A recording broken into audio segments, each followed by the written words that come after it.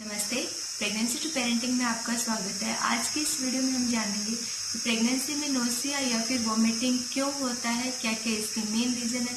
क्योंकि मैं आपको हमेशा बोलती हूँ कि जब तक आप रीज़न नहीं जान लेंगे किसी चीज़ का, तब तक उसका सोल्यूशन क्या है, कैसे वो काम करेगा, वो भी आप अच्छे से नहीं समझ पाएंगे।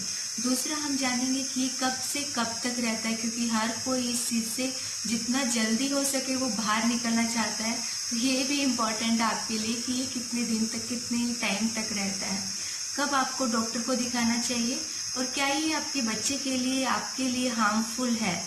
और उसके बाद हम जानेंगे कि इसकी बहुत ही असरदार होम रेमेडीज़ क्या क्या हैं।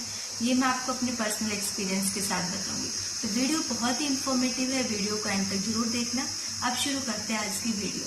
सबसे पहले अगर हम बात करें कि ये जो वॉमिटिंग या नोसिया है ये क्यों होता है, तो सबसे पहला रीज़न जो निकल के आता है, सबसे मेन रीज़न जो निकल के आता है, वो होता है आपके हार्मोनल चेंजेस। देखिए, जब आप प्रेग्नेंट होती है तो बहुत सारे हार्मोन्स जो होते हैं वो आपको प्रेगनेंसी के सपोर्ट के लिए रिलीज होते हैं, चाहे फिर वो HCG हो, चाहे फिर वो एस्ट्रोजन हो, प्रोजेस्टेरोन हो, या और भी बहुत सारे हार्मोन। ये तो मेन प्रेगनेंसी के मेन हार्मोन्स थे। तो ये जब हार्मोन्स रिलीज होते हैं, आपकी बॉडी में चेंजेस होते हैं, इसकी वजह से आपको ऐसा फील होता है और आपको वॉमिटिंग होती है। दूसरा इसका मेन रीजन होता है कि जो इस चीज़ को और भी ज़्यादा ट्रिगर करती है वो होती है किसी चीज़ की पर्टिकुलर स्मेल या फिर कोई पर्टिकुलर फूड। जैसे अगर मैं पहले प्रेगनेंसी की बात करूं तो मुझे पानी की स्मेल से नोसिया वाली फीलिंग आती थी, बहुत ज़्यादा एकदम सीवियर हेडेक वाला या फिर वॉमिटिंग जैसा फील होता था मुझे। पहले प्रेगनेंसी में मेरे 3 या 4 दिन में एक बार वॉमिटिंग होती थी, लेकिन दूसरी प्रेगनेंसी में मुझे टोटली 4 या 5 बार वॉमिटिंग हुई है। तो ये अलग अलग लेडीज में अलग अलग इसके सिम्टम्स होते हैं प्रेगनेंसी के। दूसरा, अगर मैं बात करूं जैसे किसी चीज़ की स्मेल, जैसे कई लेडीज़ को अनियन की स्मेल नॉर्मली बहुत अच्छी लगती है, लेकिन जब वो प्रेग्नेंट होती हैं तो उन्हें अनियन देख के ही एकदम घिन आती है, या फिर उनकी हेडेक हो जाता है, या फिर वॉमिट करने का उनका मन करता है।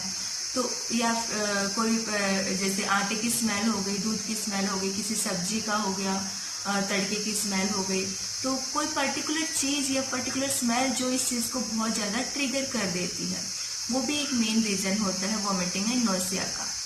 थर्ड जो रीज़न होता है वो होता है विटामिन B6 की डेफिशिएंसी।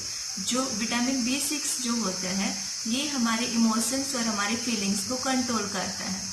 तो जब हमारे इतने सारे हार्मोनल चेंजेस हो रहे होते हैं तो उसके लिए हमें विटामिन B6 भी अच्छी क्वांटिटी में चाहिए। तो उसकी डेफिशिएंसी की वजह से भी हमें नोसिया और वॉमिटिंग होता है। चौथा इसका मेन रीजन स्ट्रेस या एंजाइटी या टायर्डनेस हो सकता है। तो ये सब इसके मेन रीजन्स थे कि हमें ऐसा क्यों होता है। अब हम बात करते हैं कि ये कब से कब तक रहता है। तो जनरली ये 65% लेडीज़ में ऐसा ज़्यादा वॉमिटिंग वाली प्रॉब्लम होती है। तो बाकी नोसिया तो ऑलमोस्ट सब लेडीज़ में होता है। तो जब मैं बात करूं कि कब से शुरू होता है, तो यह 5th या 6th वीक प्रेगनेंसी के 5th या 6th वीक से शुरू होता है और 12th वीक तक ये ज़्यादा होता जाता है। लेकिन जैसे 12 वीक से 20th वीक तक ये थोड़ा कम हो जाता है और 20th वीक के बाद बिल्कुल ख़त्म हो जाता है। लेकिन कई लेडीज़ में ये पूरी प्रेगनेंसी भी रहती है वॉमिटिंग एंड नोसिया वाली। वो बहुत ही माइनर सा नंबर होता है, लेकिन हाँ होती है कई लेडीज़ में। क्या ये आपके बेबी के लिए हार्मफुल है, अफेक्ट करता है? तो देखिए, अगर आपको वॉमिटिंग हो रही है नॉर्मल, जैसे 4 या 5 बार हो रही है दिन में, वो ना तो आपको हेल्थ को इफेक्ट करेगी, ना आपकी बेबी की हेल्थ को इफेक्ट करेगी। तो इस केस में आपको घबराने की कोई ज़रूरत नहीं है। लेकिन आपको ज़्यादा वॉमिटिंग हो रही है, लाइक 5 या 6 बार से ज़्यादा हो रही है दिन में, और आपका डिहाइड्रेशन हो रहा है, और आपने अपनी बॉडी वेट का 5% कम कर दिया है, तो उस केस में इस चीज़ को बोलते हैं हाइपरेमेसिस ग्रेविडरम। तो उस केस में आपको अपने डॉक्टर से कंसल्ट करने की ज़रूरत है। वो आपको कुछ सप्लीमेंट्स देंगे जिससे ठीक हो जाएगी। तो घबराने की ज़रूरत किसी भी केस में नहीं है, वो ज़्यादा इफेक्ट आपके बेबी को नहीं करती है। अब हम बात करते हैं कि इसकी होम रेमेडीज़ के बारे में। तो सबसे पहली होम रेमेडी अगर मैं अपने पर्सनल एक्सपीरियंस के साथ बताऊं, तो जैसे मुझे सेकेंड प्रेगनेंसी में 4 या 5 बार, जैसे मैंने आपको बताया, मुझे ये प्रॉब्लम हुई थी। तो जब मैं वॉक कर रही थी पार्क में और मुझे वॉमिटिंग हुई थी उस टाइम पे, और जब वॉक कर रही थी तो एक आंटी ने पूछा क्या प्रॉब्लम है, तो जब मैंने उन्हें बताया कि डल सा ऐसा फेस देख के उन्होंने मेरे से पूछा था, तो मैंने उन्हें बताया कि 1-2 दिन से मुझे वॉमिटिंग हो रही है और मेरा कुछ भी खाने का मन नहीं कर रहा है। तो वो आंटी जो है वो काफ़ी घरेलू नुस्खों के बारे में उनको पता है। उन्होंने मुझे बताया कि खट्टी चीज़ें खाने के लिए, और मुझे सेकंड प्रेगनेंसी में खट्टी चीज़ें बहुत अच्छी लगती थी। तो जैसे नींबू हो गया, उसमें काला नमक डाल के उसको स्क्वीज करके या फिर ऐसे चूसने के लिए बोला।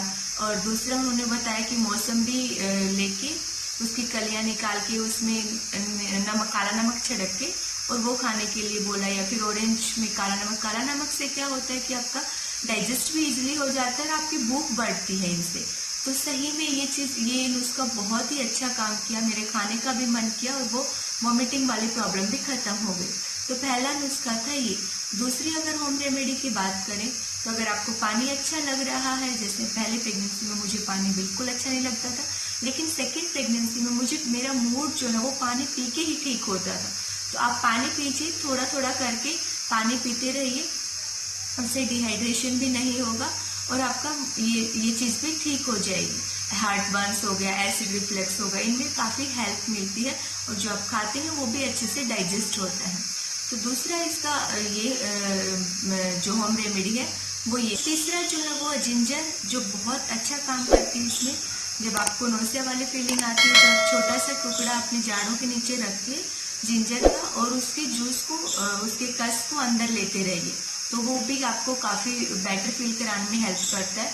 या फिर आप जिंजर टी भी ले सकते हैं, जैसे आप 1 टीस्पून आप ग्रेट करके जिंजर को और 1 गिलास पानी में चढ़ा दीजिए। जब वो 10 मिनट बाद 1 कप बच जाए तो आप वो लीजिए। दिन में 2 बार आप ये ले सकते हैं, ये भी बहुत हेल्पफुल है। चौथा जो विटामिन B6 की डेफिशिएंसी बताई है, तो उसके लिए आप या तो सप्लीमेंट्स ले सकते हैं या फिर बनाना हो गया, अगर आप नॉनवेज खाते हैं तो फिश हो गया, ब्राउन राइस हो गया, नट्स हो गए, कॉर्न हो गए, तो इन सब चीज़ों से भी आपको काफ़ी हेल्प मिलती है।